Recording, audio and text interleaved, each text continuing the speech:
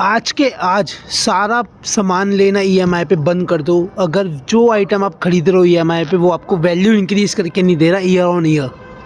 ठीक, मतलब कि क्योंकि जो भी ईएमआई क्रिएट करते हैं हम, जो भी ईएमआई खरीदने का जो फंडामेंटल रीज़न था वो यही था कि जो भी हम आइटम खरीद रहे हैं वो वैल्यू हमें इंक्रीज़ करके देगा ईयर में, आने वाले समय में।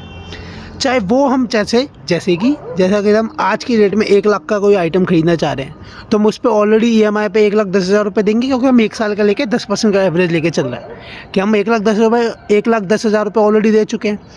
अगर वो अगले साल 1,10,000 से ज़्यादा का वैल्यू मेरे को नहीं दे रहा तो मतलब मेरा तो खरीदना ही बेकार रहा। मैंने 1 लाख का आइटम 10,000 रुपये एक्स्ट्रा दे के ख़रीदा, उसके बाद भी वो वैल्यू इंक्रीज़ करके नहीं दे रहा तो फिर मेरा फ़ायदा क्या है उस आइटम को ख़रीदने का।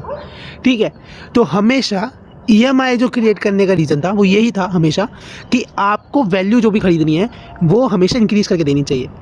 तो और ये भी है कि ईएमआई हमेशा एसेट्स के लिए कराया जाता है। तो आपने भी देखा होगा कि जो भी आप सामान खरीदते हो, प्रॉपर्टी खरीदो, आप कोई और ऐसा आइटम खरीदो जिसकी वैल्यू इंक्रीज़ करेगी ईएमआई पे। ठीक है, तो वो आपको फ़ायदा है। जो भी लग्जरी जीवन है आज की डेट में, तो छोटे से छोटा लग्जरी जीवन में लगा रखा है लोगों ने कि चाहे वो आपका टीवी खरीदना हो तो वो ईएमआई पे खरीद रहे हैं, मोबाइल खरीदना हो तो ईएमआई पे खरीद रहे हैं, गाड़ी खरीदनी हो तो ईएमआई पे खरीद रहे हैं, छोटे से छोटा आइटम ईएमआई पे खरीद रहे हैं। इससे सिर्फ नुकसान ही होता है। ठीक है, कुछ फ़ायदा नहीं होता है, क्योंकि आपको हमेशा, क्योंकि जो उस पर्टिकुलर वैल्यू है ना, जो आप आइटम खरीद रहे हो उसकी वैल्यू डिक्रीज़ ही कर रही है ईयर ऑन ईयर। आपका जो पैसा लगाया हुआ है वो तो नुकसान ही दे रहा है आपको।